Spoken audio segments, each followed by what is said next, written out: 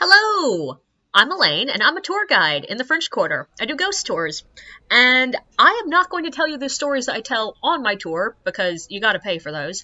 But if you want to hear some interesting things that have happened to me while I'm leading random drunk people around the French Quarter, I got you. It's the weekend of Red Dress Run and Dirty Linen Night, which is always a little bit of an interesting weekend. And this one's going to be short. I don't have a lot to share with you. It was a pretty calm one, or at least calm for what I'm used to for Red Dress Run. So, like, yeah, there were people in fabulous red gowns all over the quarter, some of them wearing a lot less clothing than normal people, some of them wearing more, some of them having actually participated in the marathon that is the actual event, and some of them just out there having fun. But at a couple of odd moments this weekend. First was one actually on my tour last night. There was a party of 6 that were late. They arrived, and clearly a couple of their numbers were a little bit too far gone to really be on the tour, but they'd missed the rules, so they didn't get to hear me say, hey, if you're way too drunk, you need to just leave. But luckily, the 2 that were drunkest did disappear pretty early on. And then the others seem to have forgotten they existed, because at one point I asked them, do y'all have your entire group? And they were like, yeah, everyone's here. And I'm like, yeah, no, even I can do that math. You're missing people. But right before I asked them that, I was listening to them have a conversation amongst themselves, and one of the guys was being like, yeah, man, yeah, no, I do want a wild evening. I want a wild evening. I want to walk away with scars from New Orleans. And I'm sitting here like, I can tell you where to go get scars, but you won't actually enjoy it. But today, I had a group that was just one of those. You could tell that if I left them alone for more than like 5 minutes, they were going to start saying wildly inappropriate things. And there was one moment I was talking about the executions in Jackson Square, and when I finished the story, the guy was just like, well, that's good fertilizer. Must explain why the grass is so green. I'm like, actually, no, it's really not. There's way too much iron in humans to be good fertilizer. But the big moment. During the bar break, one of the groups went inside, realized they needed cash, and just came back out and sat with me instead of like going to the ATM or anything.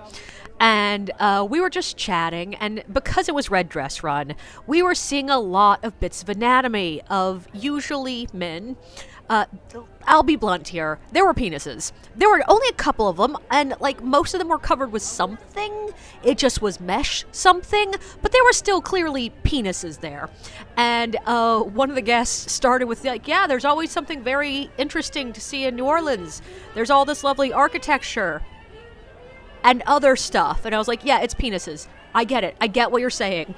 And one of the others was like, yeah, I've never wanted to come here on the wild weekends on like Mardi Gras because I'm sure I'd see more. I'm like, no, actually, I will say you see more anatomy at Red Dress Run and really Southern Decadence than any other events of the year. And I started telling a story because once you get started talking about penises, they just keep popping up in stories.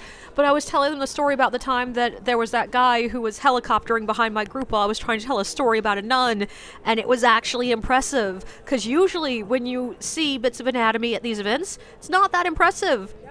And then the girl that was with this group turned to me and was like, yeah, I prep people for surgeries down there, and I can tell you, at least one stereotype about gay guys is not true. They aren't all hung. And I'm like, thanks for sharing with the group, guys. Why not? But on that note, I have finally caught up to my epic backlog of ridiculous things that have happened to me on tour. I'm sure there are some stories that I've forgotten to tell y'all, and if so, when they crop up, I'll tell you. But these might not be as regular anymore. Like, I cannot guarantee that I will have something weird happen to me every week. So if you go a couple weeks and don't hear ghost tour guide stories, just go back and listen to one of the older ones. I promise you there are plenty of them. I also think that the companies I'm working for now just get a less wild clientele. So I just don't have as much ridiculous things happening to me, which in the end might be a good thing. Don't forget to like and subscribe, and be sure to check out my book, Drunks of the French Quarter Theater, available on Amazon, bookshop.org, Barnes & Noble, pretty much wherever.